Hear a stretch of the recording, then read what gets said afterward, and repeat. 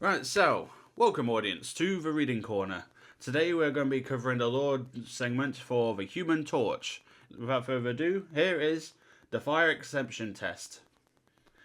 Jonny Storm saw a vampire skulking along the edge of Bryant Park and did what he always did on such an occasion. Lit it up like a Roman candle. Then he saw another one, trying to get away around the corner onto Fifth Avenue. Boom, that one was gone too. He did this every night, or every day. It was hard to tell what time it was in Dracula's New York, because the sun never came up and the moon always hung low and red, seemingly right over Grand Central. Either way, the Human Torch kept the area near the Baxter Building as free of vampires as he could. That meant a lot of vampires gone up in smoke because of him, and that in turn meant that Jonny Storm was currently #1 on Dracula's hit list. The vampire-in-chief had sent some of his top lieutenants after Jonny, veterans of the cult of the Darkholders. But either Jonny had let them up too, or he'd gone away before he could get a bite on him. Vampires couldn't bite you when you were made of superheated plasma. That was one reason why he went out on these patrols every day. He was safer than more New Yorkers from the threats of the vampires, which made him especially well suited to vampire population control, especially in the area around the Baxter Building, which was uncomfortably close to Dracula's castle. Jonny did this because he didn't want vampires around the Baxter Building, but also because he knew that smoking so many vampires right around the castle, where Dracula would watch, was like waving a big old middle finger at the vampire lord. He might have stopped time and imprisoned New York in a weird internal blood moon night, but that didn't mean New Yorkers were just going to give up. Jonny stayed in the air, heading south on Madison to make sure no masses of undead monsters were gathering in that direction.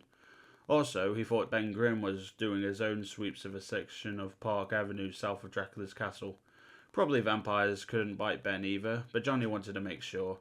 They couldn't afford to lose him. There were so many vampires, so many monsters, and not nearly enough superheroes left to defend the innocent from them. Blade was around, Moon Knight, the Scarlet Witch. Pretty quickly, Jonny ran out of names. I haven't seen Blade in this game yet. Oh, there was also Spider-Man, of course, one of Jonny's oldest friends. He stayed to hunt the vampires, but he was also dying to get back across the river and see about Aunt May and Queens. New York wouldn't be New York without him. Jonny decided to angle over to Park and see if Ben was staying out of trouble. He hadn't seen any vampires in the flute blocks. As he swooped diagonally over the shadowed buildings lining Park Avenue, he heard an echoing boom and saw a column of smoke blast upwards from the centre of the street. As it cleared, Jonny saw something so crazy that it took him a minute to convince himself it was actually real. The creature that tore its way up through the street was a midnight blue in colour, maybe 10 times the size of an elephant, had 3-digit pincers instead of hands, and moved like a dinosaur in an old stop-motion monster movie. It was one of the deviant mutates the FF had run into on their first mission together, way back when. Mole Man had a whole stable of bizarre creatures ready to unleash on the world. Jonny remembered this one because it was made of stone, but somehow still moved. Kinda like Ben Grimm, now that he thought about it.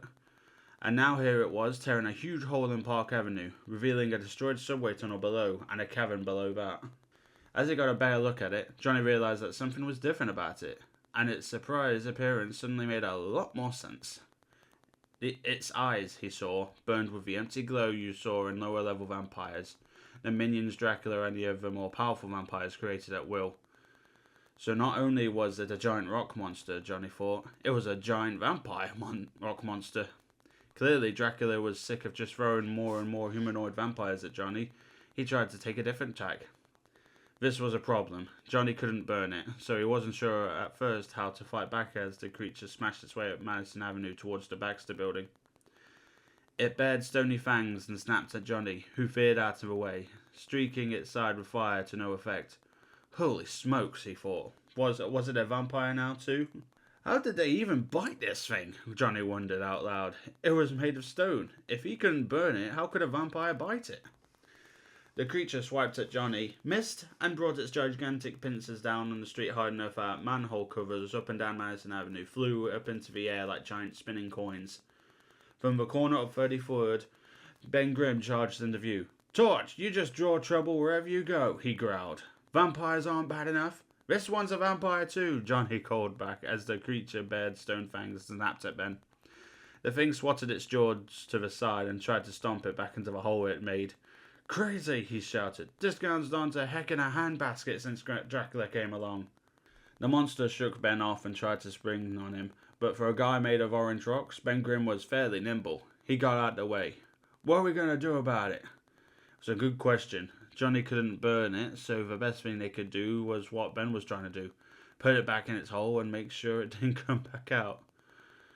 The monster snapped at Johnny again as he swooped close, harrying it, and it might have gotten him too if a taut cable of spiderwebbing hadn't flipped out of nowhere and pulled its head to the side.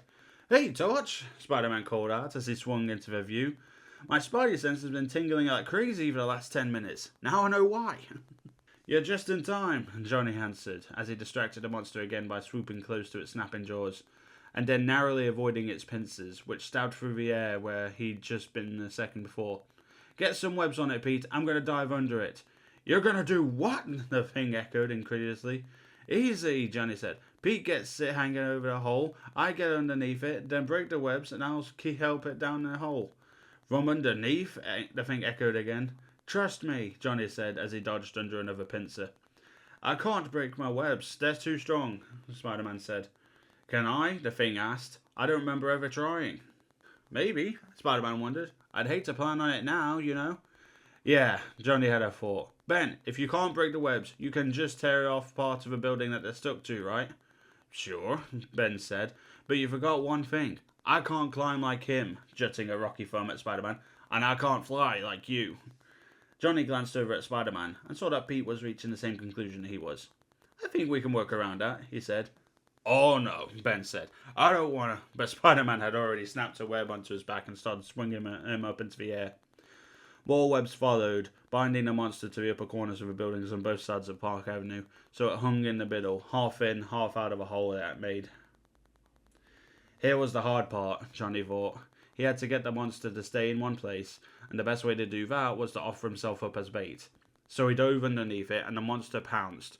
Both of its pincers clamped down on Johnny, not hurting him much, but keeping him pinned as the monster bared its fangs. Here's where he would find out if he was right that vampires couldn't bite superheated plasma, Johnny thought. He focused and felt his temperature get hotter, then hotter still, then so hot that the subway tracks and the concrete pillars inside the ruined station started to buckle. Now, Ben! He shouted again. Up above, Ben Grimm tore Spider-Man's web away from its anchor on the corner of the office tower. Maybe a cubic yard of brick and concrete came with it, tumbling down to crash onto the monster's stone carapace, and Jonny Storm went Nova. The vast mass of stone monster blocked most of the Nova blast from surging upwards and out into the street. The blast wave radiated downwards into the tunnel carved by the stone deviant on its way up from the deep caves where it originated, melting stone along with the reinforced concrete of the subway tunnel.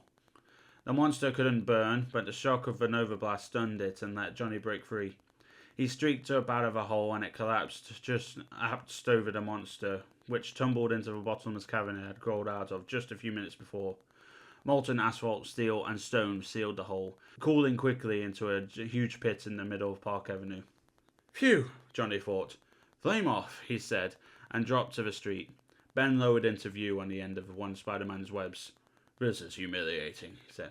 Couldn't have done it without you, Benji, Johnny grinned. As the thing's feet hit the pavement, Spider-Man swung down and landed next to him. Pretty neat trick, he said. Yeah, not bad, Johnny said. All about the teamwork. Who ever heard of a vampire rock monster? Ben was looking at the pit. Then his wonderment was replaced by his typical pessimism. It might come back up again, you know. Johnny looked down at the wreckage, then up Park Avenue towards Dracula's castle. Yeah, he said. I know. This isn't a war we're going to win tonight. But it is a war we are going to win. The longer he looked at Dracula's castle, the more Johnny imagined he could see Dracula looking back at him, cold and angry, at the failure of his latest scheme to extinguish the Human Torch once and for all. He loved it.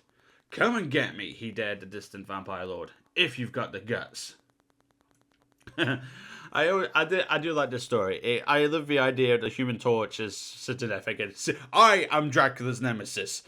And in actual fact, I'm pretty sure Dracula's just looking. I was like, oh, it's just another one of the many pests I have to deal with.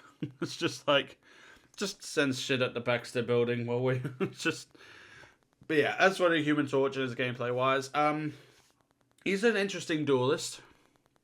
Not my personal favourite. His flying mechanics took a bit to get used to, and ultimately my quests had me just throwing like beams that could throw firewalls. When used correctly, I'm sure he's fantastic. In my hands, he's just a plain old damage dealer. But, firing from on high was fun enough. My most notable feature when I was playing the game was having to fight myself in one of the matches. But, yeah.